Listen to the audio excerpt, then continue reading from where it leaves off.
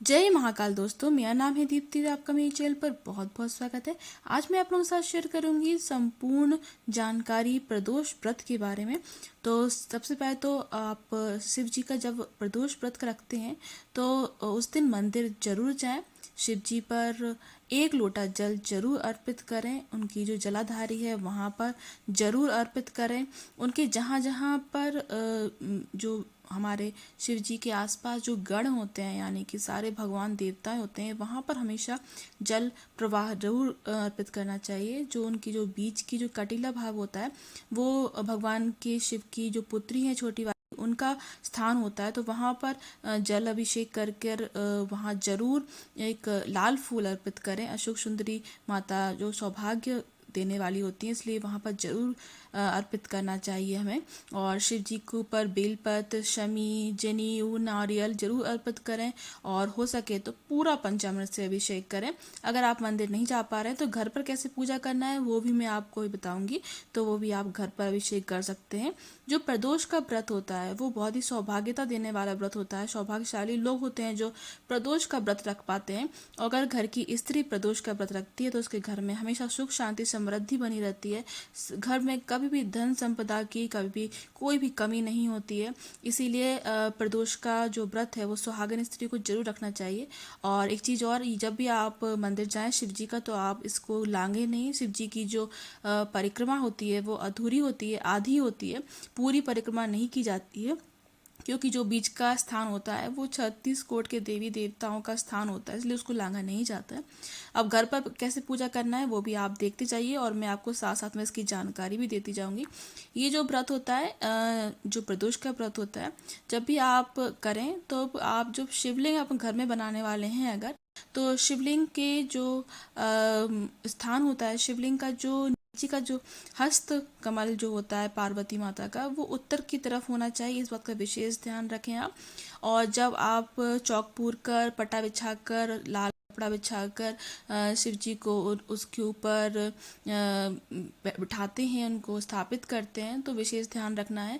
क्योंकि शिव जी की ऊपर से हमेशा जो शिवलिंग होती है उसके ऊपर से ऊर्जा निकलती रहती है, इसलिए आप जलाधारी से जल अभिषेक जरूर करें। और प्रतिदिन शिव जी की पूजा जरूर करनी चाहिए।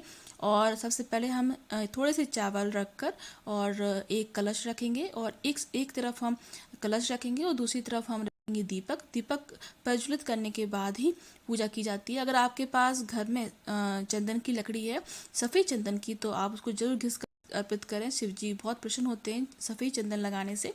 और ये जो प्रदोष का जो व्रत होता है, इस दिन आपको अगर व्रत रख रहे हैं तो आप हो सके तो आप फलाहार ही करें, खाना ना खाएं।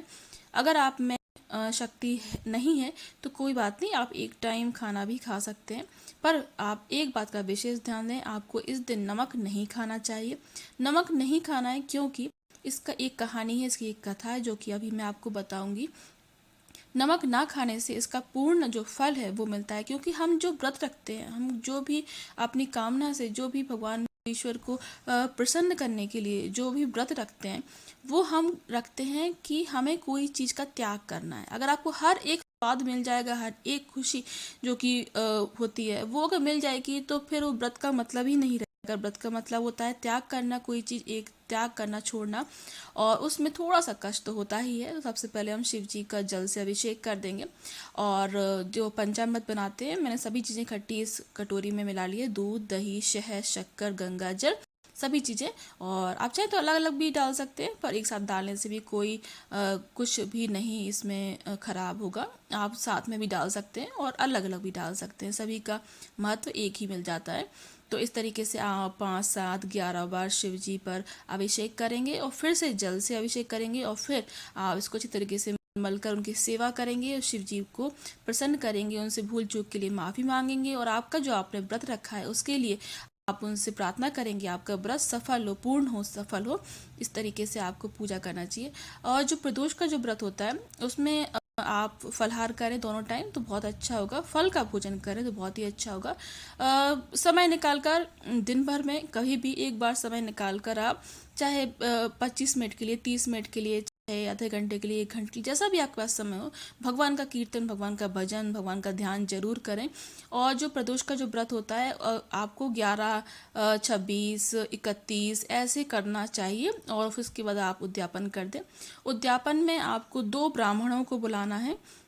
2 ब्राह्मणों को मतलब पूरा परिवार सहित जो होता है, जोड़ा सहित वो बुलाना है और उनको अच्छी तरीके से उनके पैरों को अच्छी तरीके से धोकर आप उनको नमन करें, उनका स्वागत सत्कार करें, उनको टीका लगाएं, उनको पूरे अच्छी तरीके से वस्त्र दान में दें, दोनों को भोजन, चारों को भोजन कराएं, उनके जोड़े में भोजन कराना चाहिए, वस्त्र दान में देने चाहिए, उनको उपहार में देना चाहिए। और फिर वो जो पानी होता है वो अपने घर में चारों कोनों पे छिड़कना चाहिए, क्योंकि वो भी एक अमृत तुल्य हो जाता है।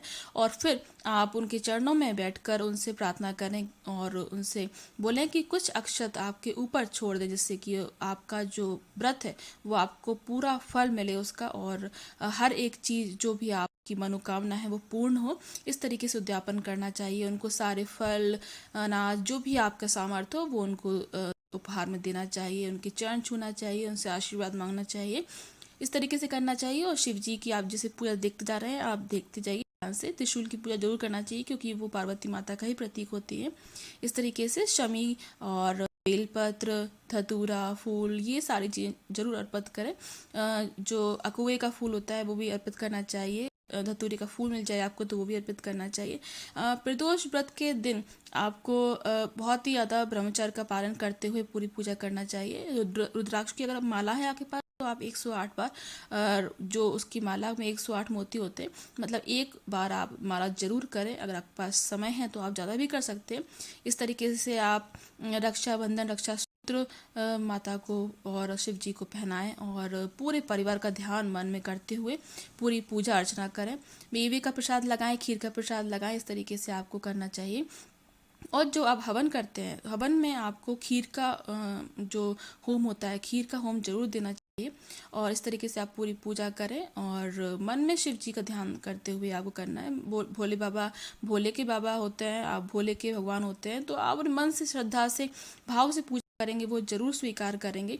इस तरीके से आपको पूरी पूजा करना चाहिए। व्रत करने का उद्यापन जरूर करें इसका। और इसकी जो कथा है वो इस तरीके से है। एक गांव में एक ब्राह्मणी थी।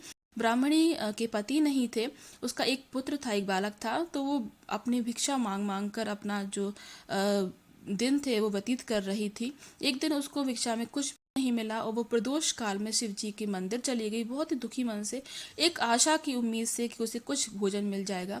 वहाँ पहले से ही एक ब्राह्मणी, एक अच्छे परिवार की स्त्री जो कि ब्राह्मण थी, वो पूजा कर रही थी, शिव जी की भजन कर रही थी, उनका सेवा कर रही थी।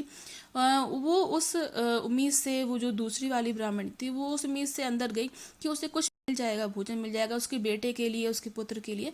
तो उस तरीके से वो अंदर गई और उसने मांगा उस ब्राह्मणी से। तो उसने कहा, उसने उसको एक कुछ पदार्थ दिया खाने के लिए। और जैसे ही उसने वो पदार्थ खाया, उसने कहा इसमें तो बिल्कुल भी स्वाद नहीं है, और उसने इसका निरादर कर दिया। तो वो उसने ये कहा, फिर उस ब्राह्मण ने ये कहा कि ऐसा हमें नहीं कहना चाहिए, क्योंकि जो भगवान का प्रसाद होता है उसमें कोई स्वाद नहीं दिखना चाहिए। वो अपने आप में एक स्वाद हीन नहीं बोलना चाहिए उसको, क्योंकि भगवान के जो खाना होता है, वो उनका जो प्रसाद होता है, वो प्रसाद ही बहुत महत्वपूर्ण होता है। उसको हमें स्वीकार करना चाहिए पूरे सच्चे दिल से। तो ये जो आपने ऐसा कहा, ये आप जो कष्ट भोग रही हो, ये इसका आपके पति की गलती नहीं है, उनकी पुण्य प्रताप की गलती नहीं है। ये आपके ही कुछ ऐसे कर्म हैं जो कि आपने पिछले जन्म में और उसके पिछले जन्म में किए थे, जो आज आप कष्ट भोग रही हो। तो वो उसका जो पश्चाताप है उसको बहुत ज़्यादा हुआ, और उसने, ब्राह्मण ने कहा, मुझे माफ़ कर दीजिए, आज से मैं सच्चे दिल से प्रदोष का व्रत रखूंगी, शिव जी की आराधना करूंगी और प्रसाद का कभी अनादर नहीं करूंगी।